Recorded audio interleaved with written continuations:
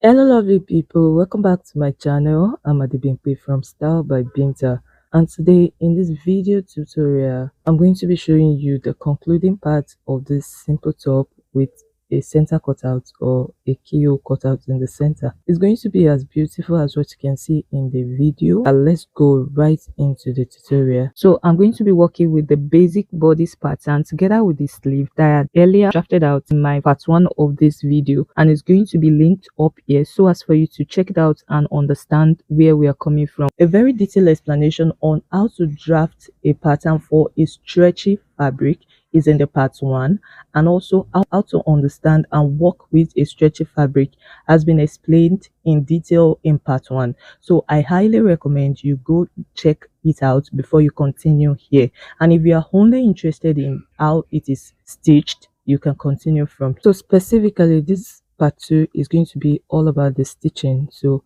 this is the pattern. I made a fresh cut, so all I did was to place my fabric on 2 folds, and I placed the front pattern on it and I cut it out, and I did the same for the back, also place the back pattern on it and cut it out, and I did the same for the sleeve also. So once I have this pattern, I can work with it any day, anytime. So here is my fabric, and as you can see, I'm trying to show you the right side. Once you stretch out a fabric like this, the side the fabric crawl to or roll to is definitely going to be your right side, except you want to make use of the other side as your right side, which is okay. Here is my, I'm going to be starting from this front pattern. So the first part I'm going to be working on is the center cutout or the keyhole at the center, just as you can see. So I'm going to be cutting out a little piece to clean it up or to pipe it. So what I'm simply going to be doing is to measure around this center keyhole or center cutout. Whatever the length I had, I'm going to be measuring it out on a piece. So in this case, I had 13 inches. So I'm going to be measuring the length of 13 inches by the width of 1 inch. So this is what I had. So I'm going to be measuring the 6.5 inches because I'd already placed this long strip on fold. So 13 divided by 2 is going to be giving me 6.5 inches. So this is what I had. So I'm going to be cutting it out on that 6.5 inches exactly. But I'm not going to be working with this. I'm still going to be reducing from this, because if I use this exactly, that part is going to look exactly. I'm going to be removing half of an inch from it. I went ahead and I marked half of an inch. So by implication, I'm going to be having the length of 6 inches by 1 inches left. So 6 inches here is on fold. So if I open it up, it's going to be the length of 12 inches by the width of 1 inch. The next thing I'm going to be doing to proceed is to stitch it together. So here is what we are going to do to fix it to that center cutout. You cannot just fold it with this stitch facing each other like that. That part is going to be looking bulky, but all you have to do is to ensure that you make one of your stitch side slip to one side while the other slip to the other side, just as you see me do. This will make this part slip flat and look less bulgy. But I highly recommend, while stitching it to this center cutout, that you don't start from the angle. It may be very difficult to control. Start from where you have space. You can start from the center, just as you see me do, or a bit close to the center. So this is what I had after stitching it together. You should be left with like quarter of an inch. Please don't be left with less than quarter of an inch. Is going to look somehow. So this is what I had. So the next thing I'm going to be doing when I'm done with the stitching of the whole top is to top stitch on this center cutout or on this keyhole. This is totally optional, but you can just place your hemigun beneath it carefully and iron it out. But the reason why I really don't recommend this is better you just leave it like this, because when it's on the body, it's going to stretch out by itself. Because if you place it on a stretchy fabric, it tends to lose its elasticity, and you will be having a zaggy look there if care is not taken. So the next thing I did was to place my front and the back together, right side facing right side, and I'm going to be stitching it together. So I went at the shoulder part and I pin it down, and I went to the side also and I pin it down. So each on the shoulder part and also at the sides. So this is what I have. So the next thing I'm going to be working on is my piping for the neck. Holding one shoulder, you arrange the neckline out, so you hold the other edge, which is going to be my center for the neck, and I'm going to be placing my tape to measure what I have, just as you can see. So the next thing I did was to notch the edge at the shoulder that I had. So I notch it, and the other half I notch it also. Then I brought the two notches together, just as you see me do. So I have 4 folds like this. I arrange it out to make it equal, just as you can see.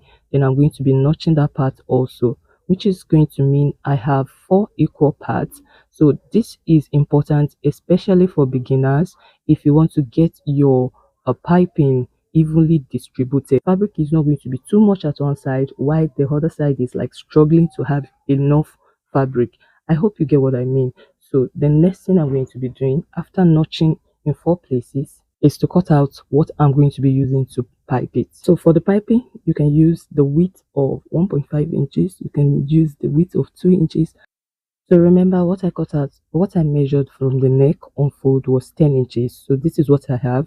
So I had already measured 10 inches on fold, which means I had 20 inches when I open it up by the width of 2 inches. So I'm going to be reducing 2 inches also from this width, which is what I'm going to be working with. I can't use the 10 inches exactly because I want the neck part to be firm.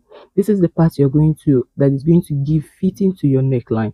So it is important it looks so firm at the neck, not tight but firm. So the next thing I did was to flip the stitch opposite direction to each other, so they sort of are backing each other. So this is just to ensure that your stitch are laid flat. So the next thing I did was to hold that stitch part together, and I'm going to be arranging it out to get the center on the other side. I went ahead and I notched it. Then the next thing I did was to fold into another 2 again, which means I had 4 fold also for this piping.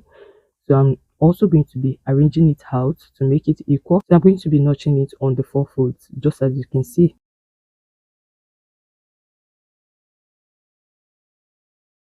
So the next thing I did was to bring out the top. So I'm going to be aligning this stitch part to the shoulder that has notch. So I'm going to be pinning it together, just as you can see. So ensure your stitch align, just as you can see. So the next thing I'm going to be doing is to trace out my next notch. I'm going to be bringing the notch on both the piping and my neckline together. So the next thing I'm going to be doing is to repeat the same process for the other 2 notches that remain on both the neckline and what I'm using to pipe.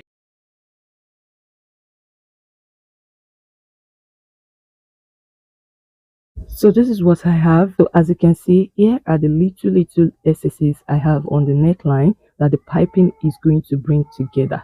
As you can see, when you stretch it out with each other, the piping is going to grab it and it's going to be looking perfect. So this is the reason why I had to notch, so that excess on the neckline is not going to be falling to one side of the piping. So while stitching it together, the assignment here is just to stretch it out. Ensure you stretch it out so well that you exhaust the excess at each quarter.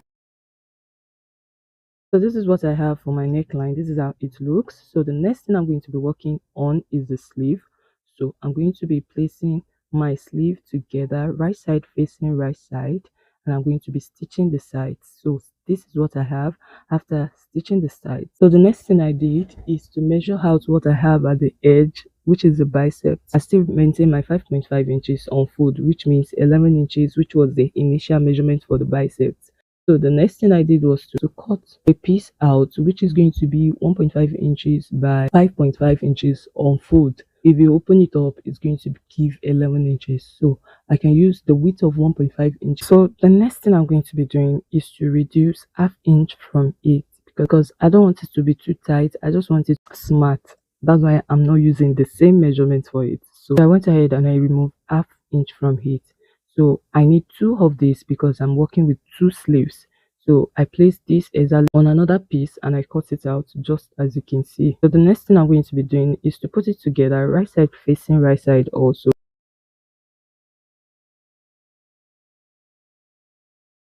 So this is what I have after stitching it together. So the reduction of ½ inch, then I stitch 1/4 inch from it. So this is what I have.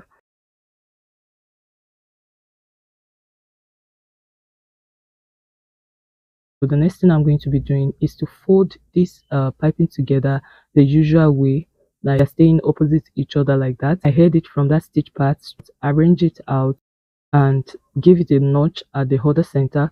So the next thing I did was to place the stitch part of my piping to the stitch part of the sleeve, and I'm going to be pinning it. It's not compulsory to pin all through. I'm just doing this for illustration sake and for beginner sake. I place it together and I'm going to be putting a pin on it. Then arrange it out to where the notch is.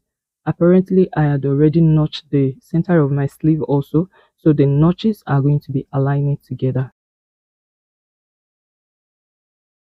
And while stitching it together, I'm just going to stretch out just as you can see. So I went ahead and I repeated the same thing for the other sleeve.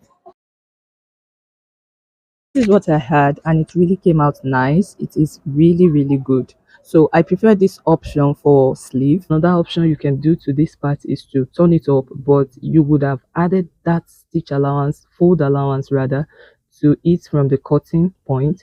So this is what I had. I lay it upwards, so the back side of the sleeve is the one on the table directly, while the front part of the sleeve is the one up, like you can see. So the next thing I did was to arrange the fabric to get the center of the sleeve. I went ahead and I notched. So the next thing I'm going to be doing is to lay the top itself flat, just as you can see, with the back of it on the table, while the upper part is what is facing us like this.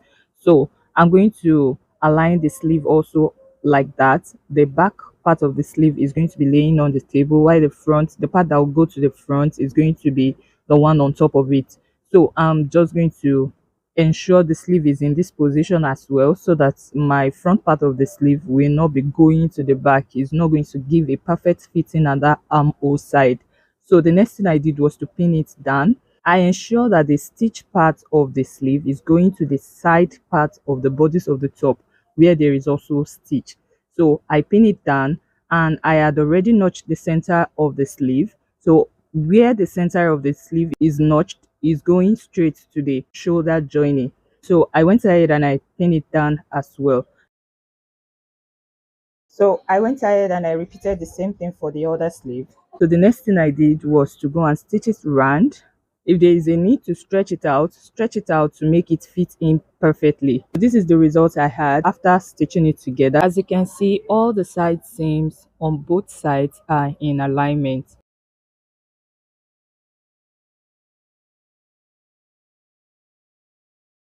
So the next thing I'm going to be doing is to clean up this edge. There are several options you can go with. The first option is to just fold it up and stitch it around with whatever sewing machine you have. Even a straight sewing machine can do this. Just ensure you are not stretching out, because you don't want the mouth to be unnecessarily wide. You can use hemi gum to make it stable, but if you don't know how to work with an hemi gum with a stretch on a stretchy fabric, don't use it. If you want to make it more professional and you have a taping machine, you can use a taping machine. A taping machine will give you a double stitch at the front part, while the other side will be like interlock. It will be like you weave it. Another option is for you to do it just exactly as I did the sleeve. Just like you are seeing, cut out a piece, reduce it by 1 inch, then use it to turn this edge.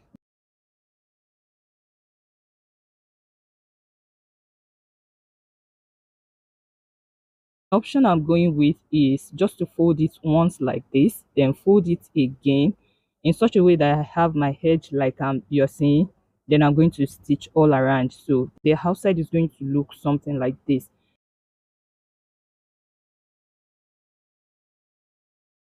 So this is what I have after stitching it around. This is a very fast method, and anytime I'm in a hurry, this is my go-to method. So here is my result. This is how it looks. So the final thing I'm going to be doing is to top stitch around this keyhole at the center or center cutout, and also at the neck part. So if you're sure, if you're not so certain that your stitches are going to come out nice, don't bother to do it. It will still come out. So at this point we have come to the end of the tutorial. This is my outcome. This is how beautiful it looks. If you want to try it out following the same method, I assure you you'll get the same result. So if you gain anything at any point of this video, I'd like you to please like this video, subscribe to my channel, turn on your notification button. That's for you to get notified when I upload new videos. Thank you so much for watching. See you in my next video. Bye.